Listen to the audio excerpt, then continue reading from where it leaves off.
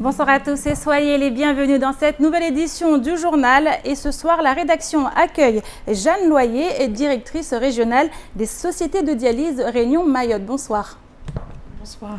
Alors avec vous, on va parler de cette rencontre qui aura lieu ce dimanche 6 novembre à Sakouli, où il sera question de ces centres qui existent aujourd'hui à Mayotte. On en a deux, un au nord, un au sud. On fera également la présentation de cette activité qui aujourd'hui à Mayotte est nécessaire. On le verra pourquoi avec vous tout à l'heure dans ce journal. Avec nous également sur le plateau, Pierre Bellucci. Bonsoir Pierre. Bonsoir Amina, bonsoir à tous. Nouveau communiqué de Armami. On verra ce dimanche, elle également a prévu une rencontre avec la population, un grand rassemblement pour parler encore une fois de ce qui se passe au conseil départemental.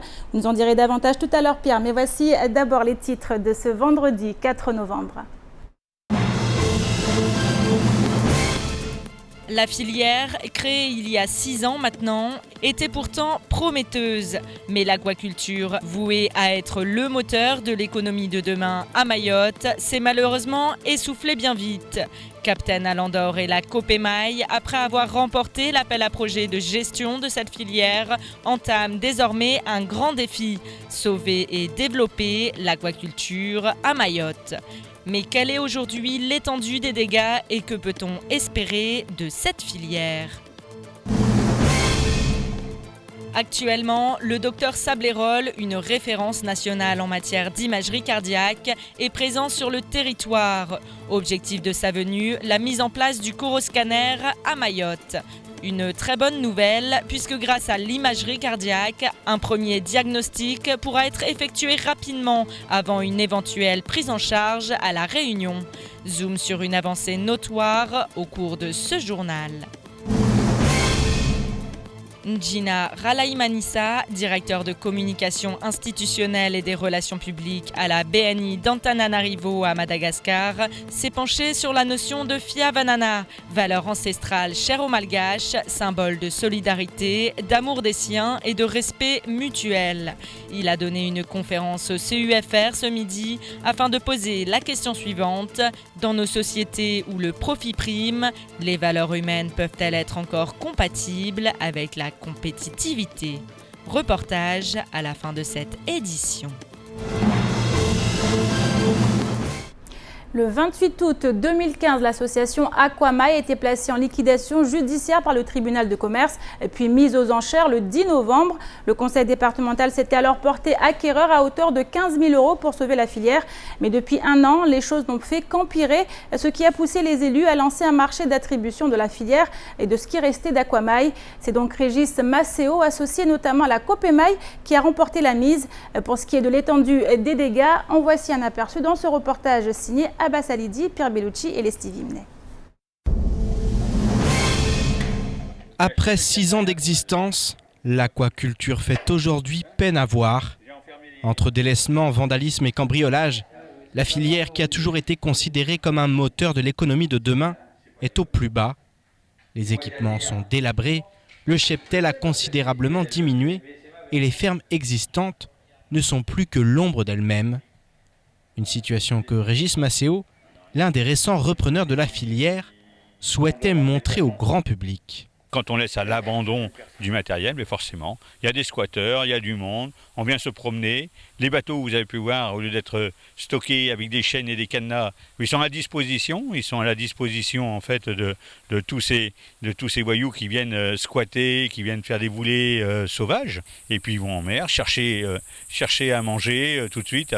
Alors on a le caddie, c'est-à-dire le bateau, on a le magasin, c'est-à-dire le parc des géniteurs, et puis on a même les croquettes pour donner aux géniteurs directement sur le parc, comme ça on les fait monter, on les tue, on en prend 2, on en prend 3, on en prélève 4, et puis on vient les griller sur la plage. Voilà.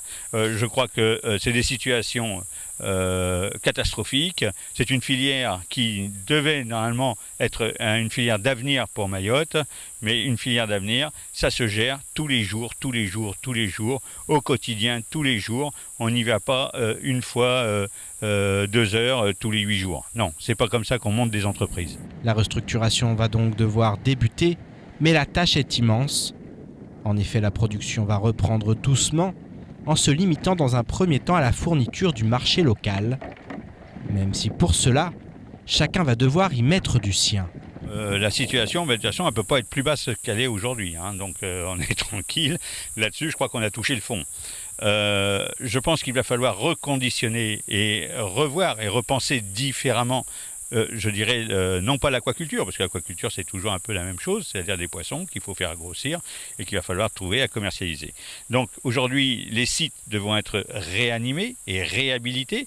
Alors, je pense réhabiliter ces sites, mais on ne pourra jamais le faire seul. On sera obligé de le faire, et heureusement, avec des aquaculteurs, mais avec des aquaculteurs qui voudront vraiment s'intéresser à leur métier et à leur site. Donc tout simplement, on va essayer de ramener le site d'Ajangois comme un site, je dirais, de nurserie, pour faire en sorte que ce soit l'aquaculteur qui fera ses alevins, qui viendra tous les jours gérer ses alevins dans sa nurserie, qui aura en charge pendant les 2 mois, 3 mois, avant de les envoyer sur son parc en mer, par exemple.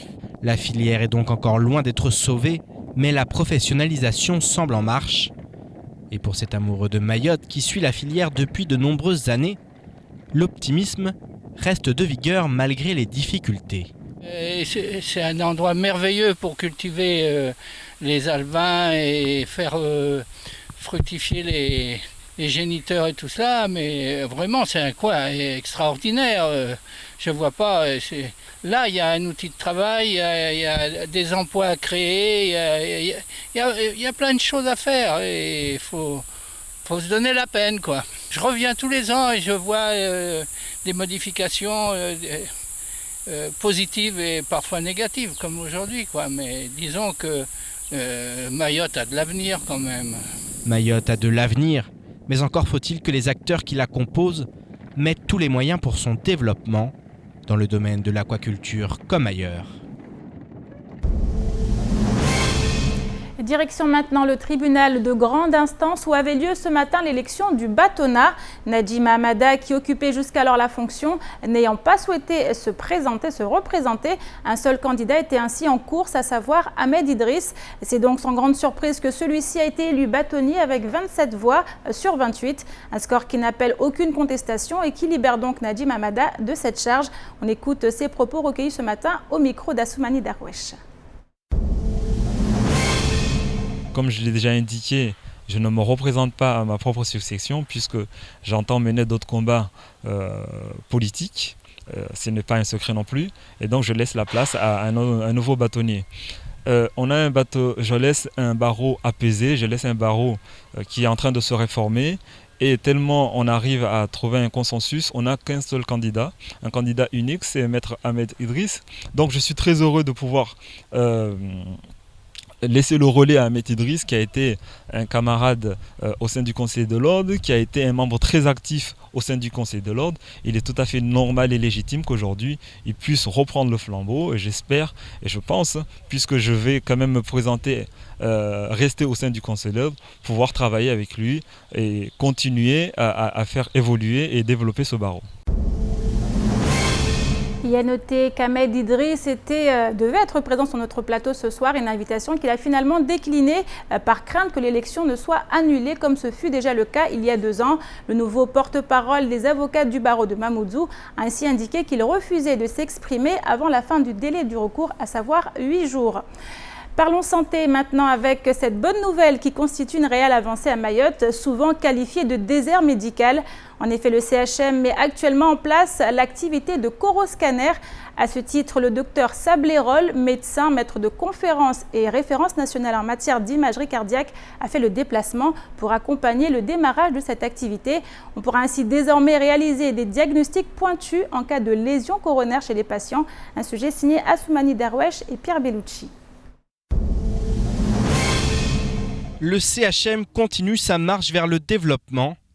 En effet, à la demande des radiologues et cardiologues du centre hospitalier de Mamoudzou, une formation est actuellement en cours en vue de la mise en place du coroscanner à Mayotte.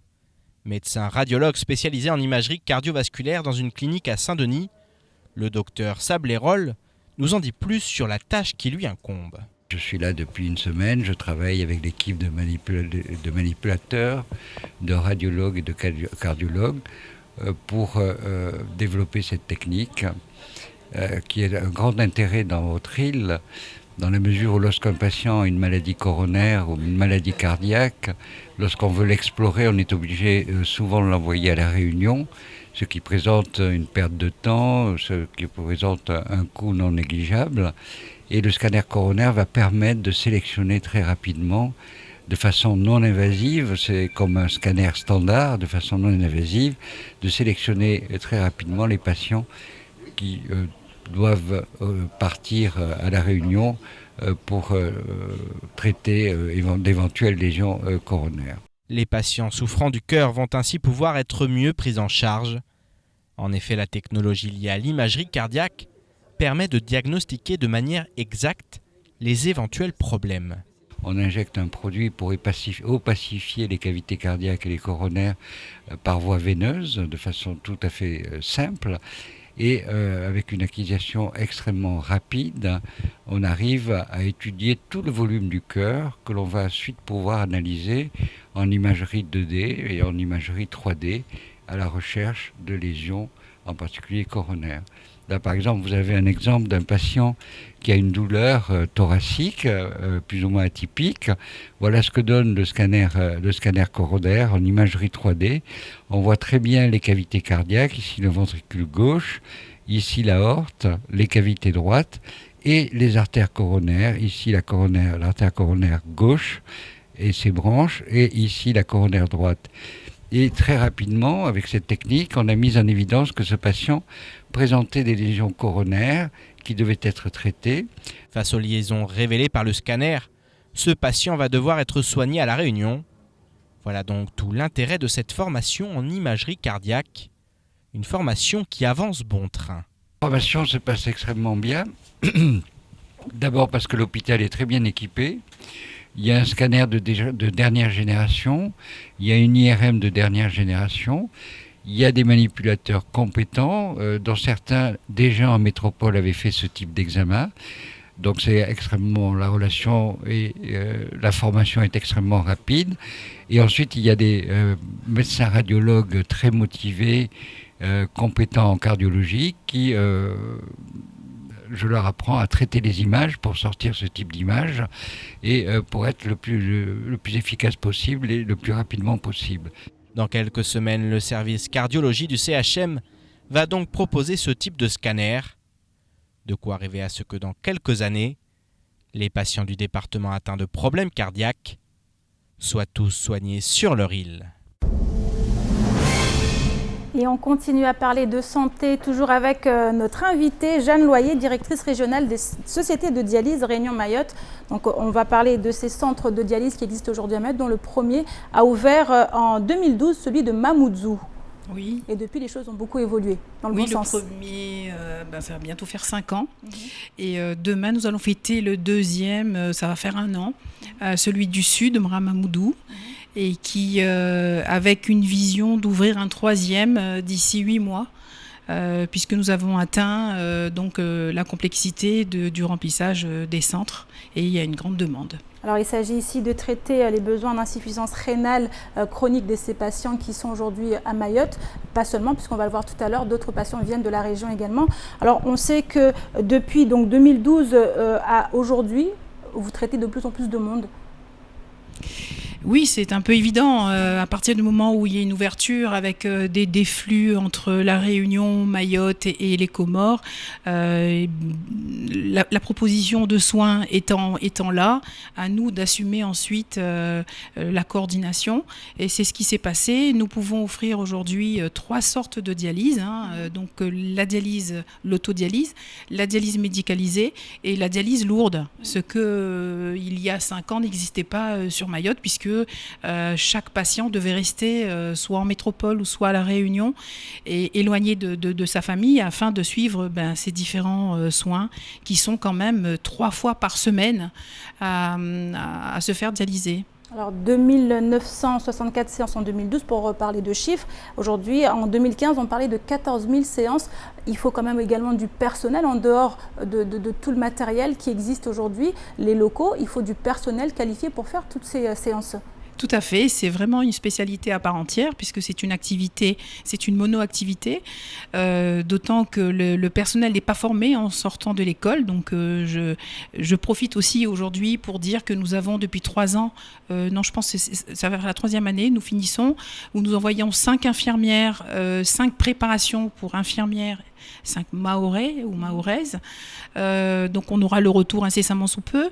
Et nous formons aussi, nous montons donc Enova qui est un promoteur de compétences et nous allons mettre en place le DU de dialyse qui existe déjà puisque nous l'avons déjà expérimenté il y a 1 an et on réitère donc cette formation ici à Mayotte. Alors, en quoi consistera le rendez-vous de ce dimanche 6 novembre à Sakouli ? Alors, dimanche, c'est une grande première, puisque je le disais tout à l'heure, nous allons fêter les 1 an du 2e centre de Maram Doudou. Et puis, c'était aussi de faire rencontrer les équipes Métropole, Réunion et Mayotte, pour lesquelles ces équipes travaillent ensemble depuis déjà bien 5 ans. C'est donc une fertilisation croisée du système. Et l'idée, c'est aussi une vision managériale, c'est nous sommes tous ensemble et qu'elles se rencontrent, que aussi bien les médecins que le personnel infirmiers, aides-soignantes puissent voir avec qui elles travaillent et puis aussi rencontrer les patients.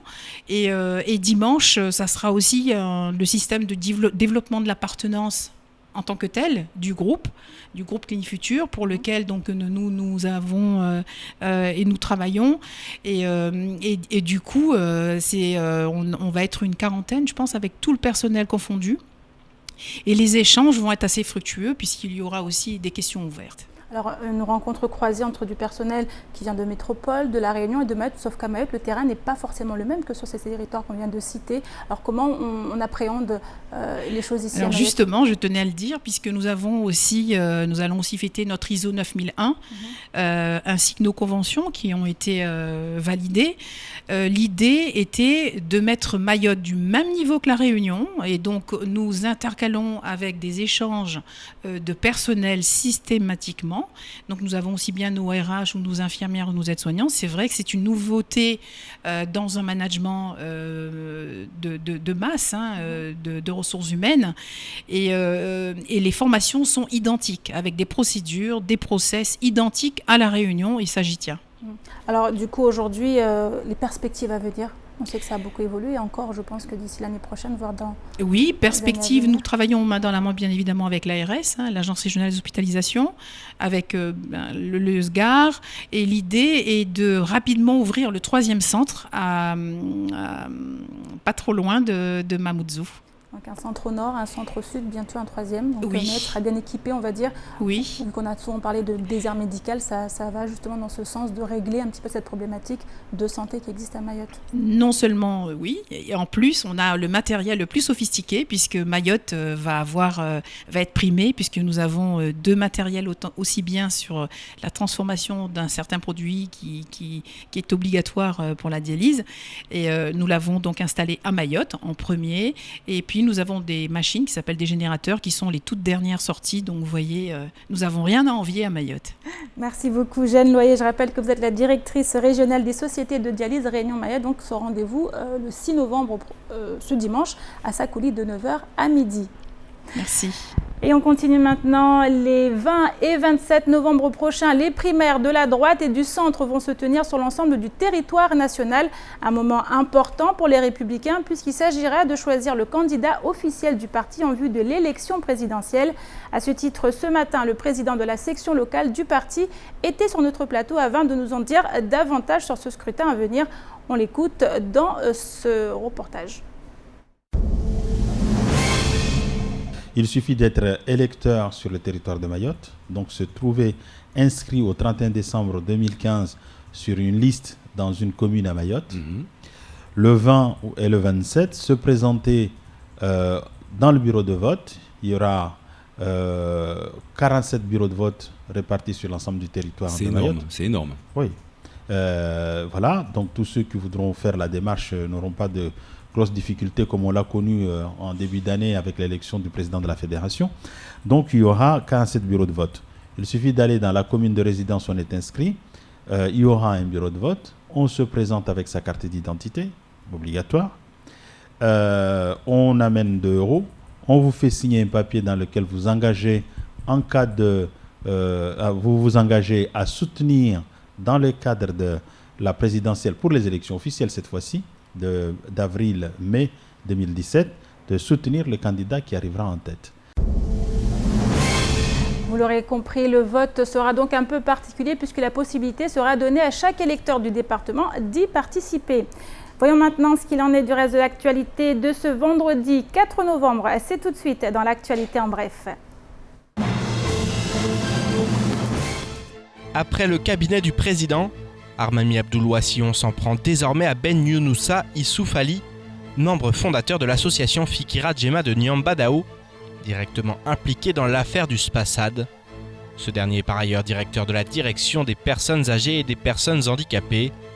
La conseillère départementale de la majorité écrit ainsi, je cite, « C'est cette même direction qui est en charge de la distribution des bons alimentaires pour les personnes en situation de dépendance. » Il apparaît que les interrogations soulevées dans le cadre de la création du Spassad concernent également la distribution de ces bons. Sachez qu'une souche de bons alimentaires comporte 50 chèques d'une valeur de 70 €, soit 3 500 € par souche.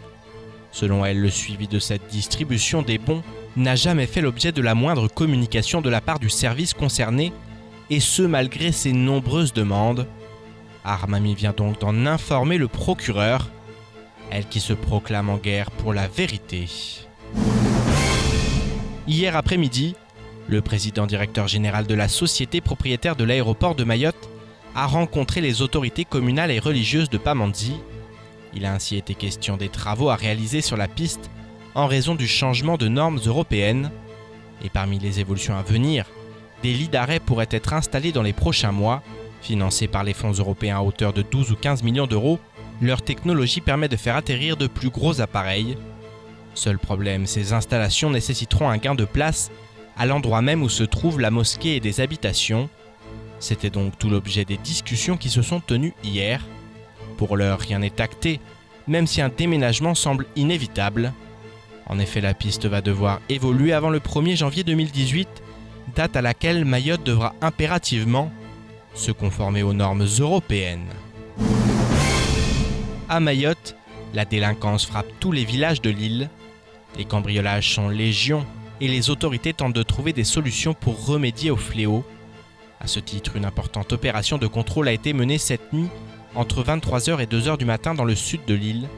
La police municipale, les gendarmes de Mzouazia, du PSIG avec le renfort de mobiles détachés de Sada et Mzouazia ont été mobilisés suite aux nombreux cambriolages constatés ces derniers temps dans la commune de Bouéni. Une trentaine de personnes a été contrôlée lors d'une opération qui s'est déroulée sans incident et sera renouvelée prochainement. Par ailleurs, aucun cambriolage n'a été constaté durant la nuit, même si c'est bel et bien au long terme que l'efficacité de ce type d'opération sera jugée. Alors Pierre, vous êtes avec nous pour nous parler justement de ce rendez-vous initié par Armami pour ce dimanche. Oui, alors effectivement, Armami, elle persiste, elle signe, elle est vraiment partie en guerre, d'ailleurs de son propre aveu, elle est partie en guerre pour la vérité, en tout cas ce qu'elle considère être la vérité. Elle continue d'attaquer au sein même du conseil départemental, et puis là où ça fait mal aussi, puisque ces bons alimentaires, c'est vrai que depuis des années, on se souvient que Jacques Martial Henry à l'époque avait aussi demandé des comptes, avait porté plainte même sur ces bons alimentaires, sur la disparition, l'étonnante disparition de ces bons alimentaires. Effectivement, c'est 3 500 € par souche. Il y a 50 bons à coût de 70 €. Donc, quand même, c'est beaucoup d'argent au final. Elle est partie en guerre. Elle a envoyé un communiqué aujourd'hui, effectivement, parce qu'elle veut rassembler derrière elle. Et elle semble avoir beaucoup de monde sur les réseaux sociaux, en tout cas, où elle s'exprime énormément. Il y a beaucoup de personnes qui la suivent, qui l'encouragent. Et je pense aussi que c'est ce qui lui donne la force.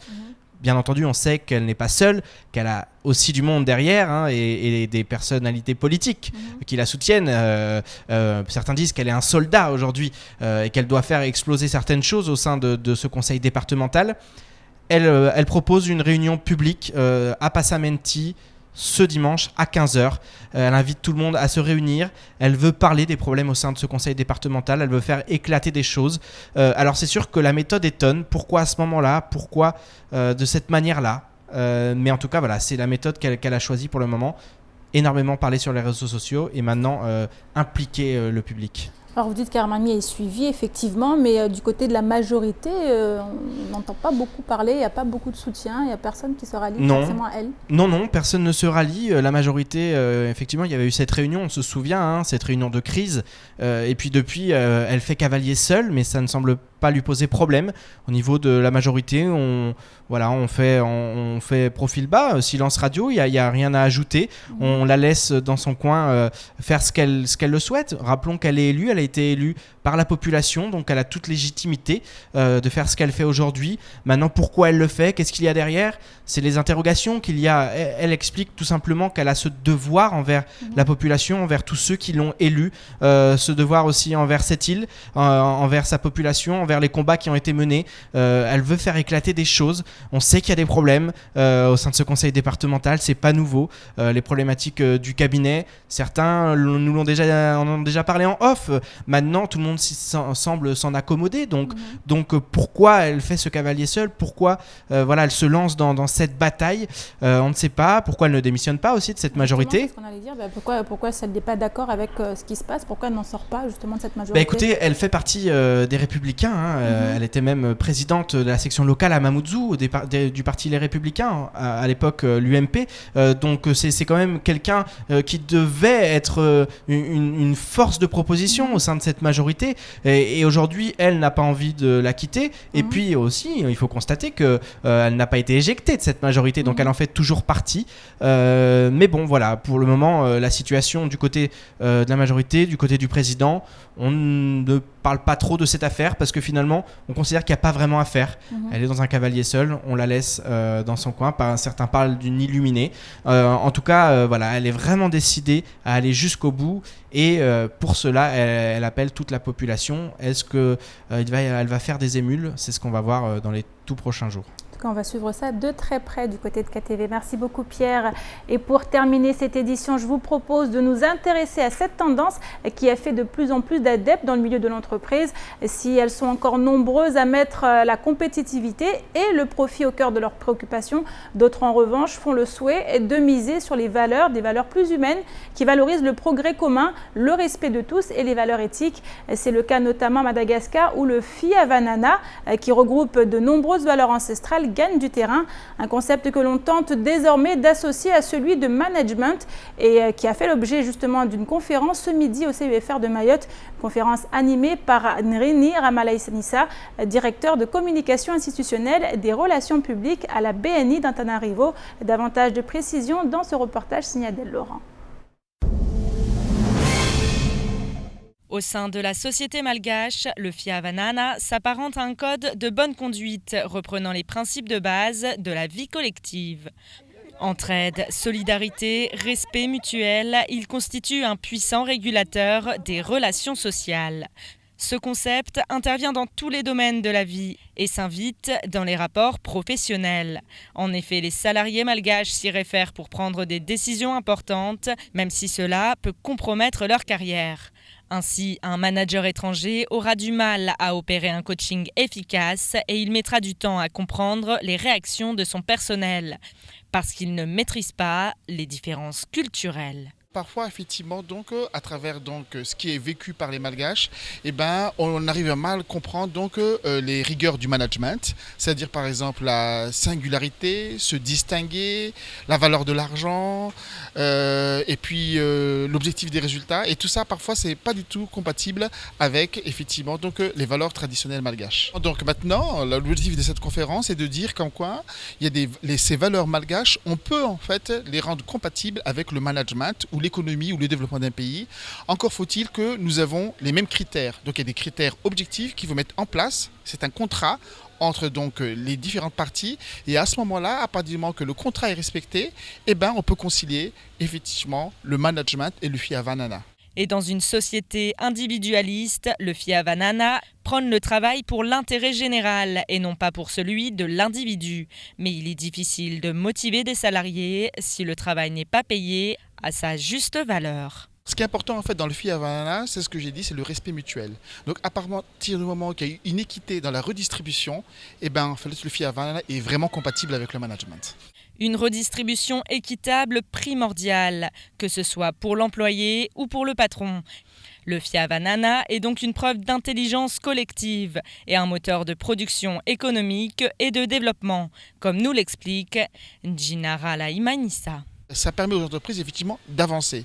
Ça veut dire quoi? Ça veut dire qu'il faut effectivement venir avec des critères de management, mais aussi s'approprier la culture malgache pour faire avancer donc le management ou faire avancer donc un projet. C'est pas tellement encore développé, mais effectivement des entreprises sont conscients comme quoi le Fiavanana doit être concilié avec le management. Tout le monde ne le fait pas, mais effectivement donc je crois que c'est quelque chose qu'il faut donc regarder autrement pour que la société malgache s'y retrouve dans ce mode de modélisation. La tradition fraternelle qu'est le Fiavanana serait donc compatible avec les règles modernes du management et en outre permettrait aux entreprises d'être compétitives tout en valorisant leur capital humain.